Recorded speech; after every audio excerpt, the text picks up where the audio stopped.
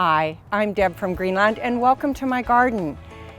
I know that it's that time of year where you're starting to think about your planters and sometimes almost overthinking, wondering what you should put in, what you should try new.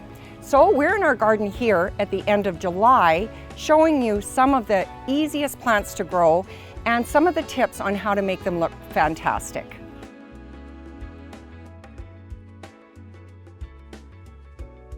This is one of my front planters in front of our garage.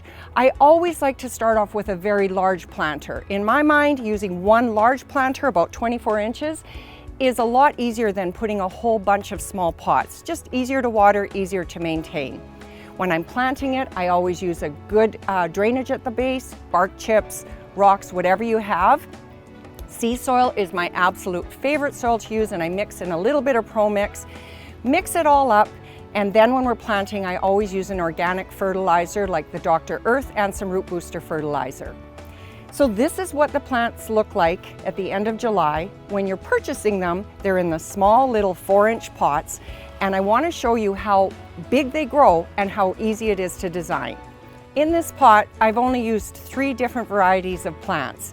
Normally what we do is we suggest a thriller, a filler, and a spiller. My thriller is not one of the common ones, it's actually a Thunbergia. It's a white black-eyed Susan that's called coconut appeal, and so it's covered in white flowers throughout the summer. I've used a supporting structure, just a small obelisk, and again, when you're buying it in the pot, it's just a small thin thing, and this is what happens in a couple of months.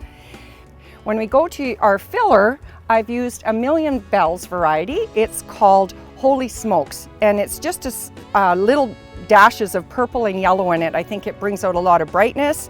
And then we have a potato vine that doesn't get too big compared to the other ones, and this one has actually gotten quite big, and it's called Margie. These 4 plants have filled this planter within a couple of months because I've fertilized and used the proper planting mix. When I'm planning the colors for my front entrance, I like them to always coordinate with each other, and I will use different types of plants, but usually within the same tone. One of my absolute favorites is called Agapanthus. This is a very unique plant that is often a little bit harder to find. Greenland carries it every spring though because we love it so much. It has these beautiful bursts of purple flowers. It's still sending out new shoots that will be new flowers, and even once the flowers are done, it has a beautiful little spiky texture to it. I've always used a Salvia alongside of it just because it's so hardy. The bees absolutely love Salvia, and it combines so nicely with the diamond frost. This year I tried a little bit different of a vine. This is the Lysimachia that actually is supposed to get a little flower, but in Alberta doesn't. But I love the round, shiny leaves on it, and I think it's a great contrast to the planter. So here we are again with only 3 or 4 plants in a 24-inch planter, and it's so easy to design. My backyard planters are in a lot more shade, but I still like to keep them as simple as possible. Every year I'll plant a simple palm. You can use almost any type of palm. This is an areca, but the palm just flares out because it loves the shade and the moisture.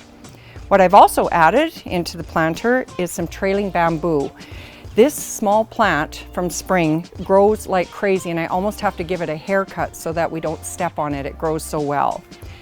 Mazus is often used as a trailer in hot, sunny areas, but I tried it here just to see if it would do well in the shade, and here we are. It's doing absolutely beautiful. And then just for some added color, I put in some white Million Bells.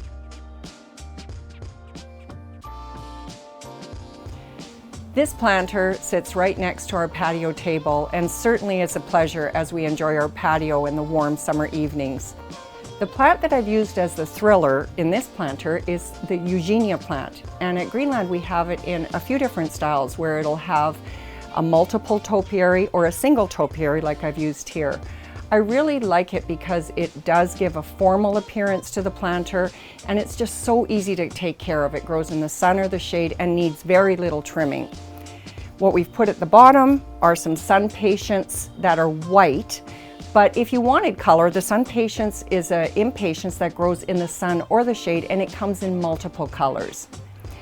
Gold sedum is one that again grows in the full sun, but here it is vibrant chartreuse color in the shade. And I've also added another vine. You could add Vinca or any other vines just to give you the spiller at the base of the plant. I always enjoy having a colorful plant on our patio table, and Kalanchoe is the absolute easiest ones to grow. They need very little care. They actually really like to dry out. So when I plant it, I put really good drainage at the base of it in a pot that doesn't have any holes so it doesn't make a mess on my table. I only have to water it maybe once or twice a week. I planted this one in May and it's now the end of July and I still have this beautiful burst of color.